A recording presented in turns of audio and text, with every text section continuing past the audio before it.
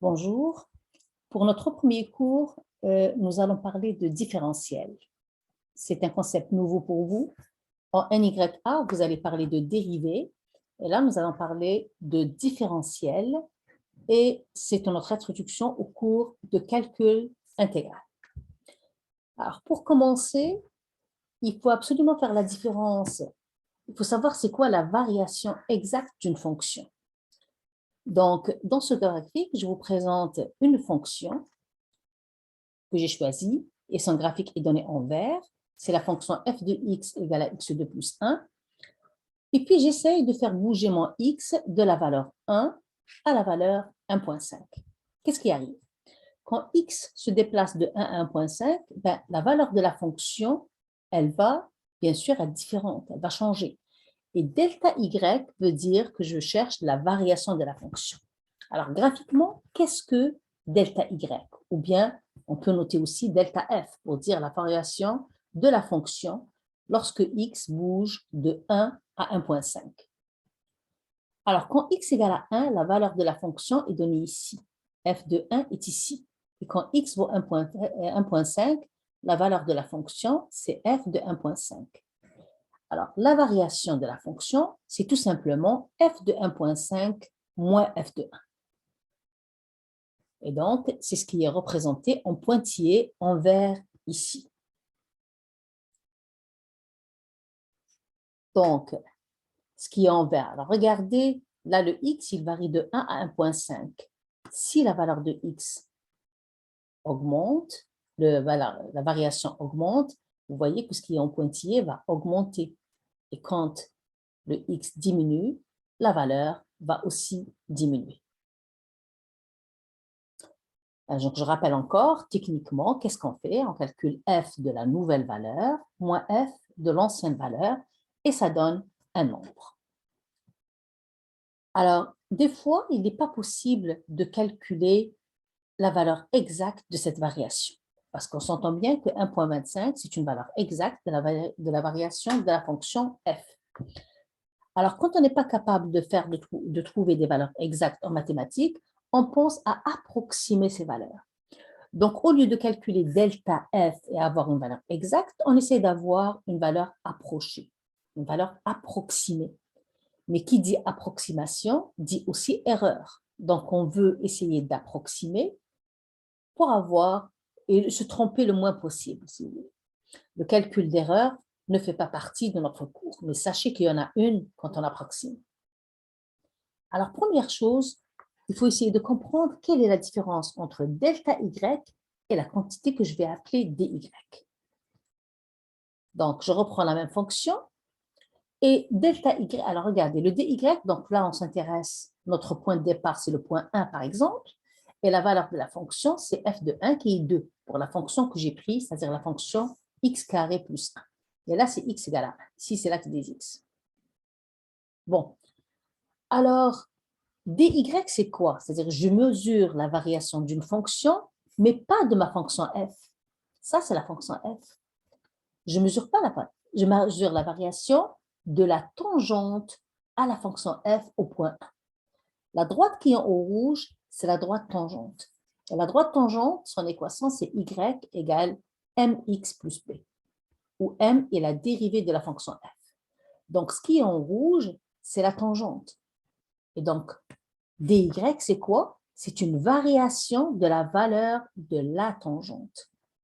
Alors maintenant, si vous voulez aller plus loin, cette fonction-là, on l'appelle L de x en général. Mais vous n'avez pas besoin de l'appeler telle. Juste comprendre que quand je calcule dy, je regarde la variation par rapport à la droite tangente, c'est ce qui est en rouge ici. Et quand je calcule delta y, c'est la variation par rapport à la fonction f. Vous allez me dire, mais pourquoi on parle des deux? Alors, pourquoi on parle des deux? C'est parce que tout simplement, quand la variation ici est très petite, le dy et le delta y, c'est presque la même chose. Et puis le dy, on va montrer que c'est f' de x dx. Voilà. Pourquoi est-ce que delta y, c'est presque la même chose que dy? Regardez ici. Donc, le dy, c'est ce qui est en rouge, et le delta y, c'est ce qui est en vert. Donc, le point de départ, c'est A, et on arrive au point B. Alors, plus je m'éloigne de A, plus la différence entre delta Y et dy est importante. Mais si je m'éloigne très peu de A, donc vous voyez que cette différence a tendance à être pareille. C'est pour ça qu'on dit que quand X ne bouge pas beaucoup, ben dy, c'est presque la même chose que delta Y. Alors maintenant, on va essayer de voir dy, pourquoi est-ce que ça vaut f' de x dx? Alors, l'explication est la suivante. Donc là, vous avez un point P et on a une tangente au point P. Okay? On a dit que dy, c'était ça. Donc, je vais partir du point P et je vais bouger un peu. Alors, qu'est-ce qui arrive? Mon dy, c'est quoi? Donc, ça, c'est la variation de x. Et ce qu'on a ici, c'est le dy. La droite que j'ai tracée en rouge ici, c'est la tangente. Alors, qu'est-ce qu'on sait? D'une part, c'est que la pente de la tangente, c'est m égale à f' au point, disons P si c'est l'abscisse A, je vais l'appeler au point A. OK? Donc ça, c'est la pente de la tangente. Mais d'autre part, on sait que la pente de la tangente, c'est la même chose que la variation de y que vous avez ici sur la variation de x. Donc, dy sur dx égale à f' de x. Donc, le dy égale f' de x dx.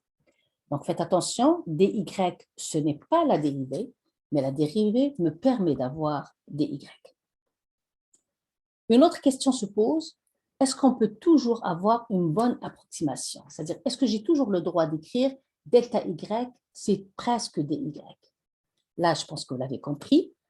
On peut le dire seulement quand la variation de x, que je note dx, est très petite. Donc, quand la variation de x est très petite, on peut dire que delta y, c'est approximativement dy. Nous allons voir plus tard à quoi ça va nous servir. Alors, on retient donc les définitions suivantes.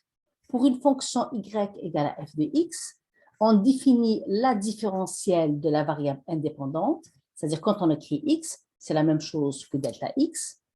Graphiquement, qu'est-ce que ça veut dire? Ce que vous avez ici, c'est delta x et c'est la même chose que dx. Ça veut dire c'est la variation de x que je considère la fonction ou que je considère la dérivée. Bien sûr, il existe d'autres explications plus rigoureuses, mais ce n'est pas vraiment ça qui nous intéresse dans ce cours.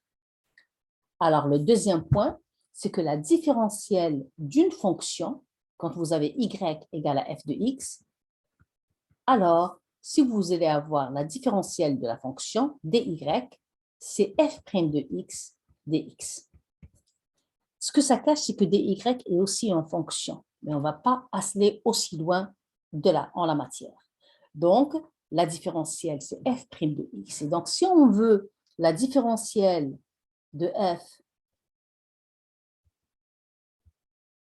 en un point A, ben, ça va être tout simplement dy égale à f' de A dx. Donc, vous voyez que la différentielle, c'est une fonction. Donc, f' de A, ça vous donne une valeur. Vous dérivez puis remplacez le x par cette valeur, à condition que vous puissiez dériver, bien sûr. Et le dx ici, ça veut dire c'est de combien vous étiez au point A et vous allez à un point A plus h. Donc, le dx, c'est cette variation que vous avez.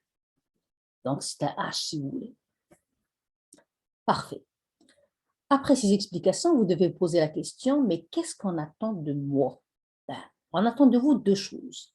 Le premier, c'est de vous savoir, être capable de trouver la différentielle d'une fonction, quand cela est possible.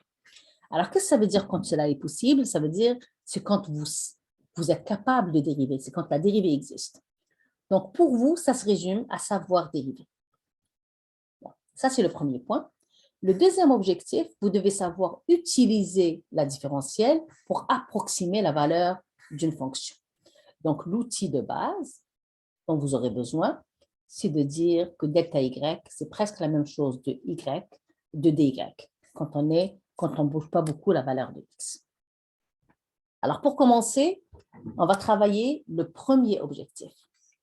Donc là, vous avez la fonction, la dérivée et la différentielle. Voilà. Si je prends la fonction f de x égale à ln de 2x, que vaut la dérivée de f? Donc là, vous devez connaître la formule qui dit que ln de quelque chose dérivé, ben, vous allez avoir la dérivée de ce qui est à l'intérieur, c'est-à-dire de l'argument, et vous divisez par l'argument. Donc là, si je veux la dérivée de ln de 2x, je vais prendre 2x dérivé et je le divise par 2x. Donc, je vais avoir 2 divisé par 2x, donc j'obtiens 1 sur x. Alors, 1 sur x, c'est la dérivée de la fonction ln de 2x. Alors maintenant, quelle est la différentielle? Donc, la différentielle, ce n'est pas la dérivée, mais c'est f' de x dx. Donc, ça veut dire que vous allez avoir 1 sur x dx. L'idée est de vous expliquer que le dx n'est pas là pour faire joli, mais elle a toute une signification. Parfait. Alors, pour ajouter un peu plus, si je veux trouver la différentielle df, par exemple, en a égale à 1, ben, je vais avoir juste tout simplement df égale 1 sur 1 dx. Donc, le a égale à 1, ça veut dire c'est dans la dérivée que vous devez remplacer. Alors, le reste de l'exemple, ça sera à vous de le compléter.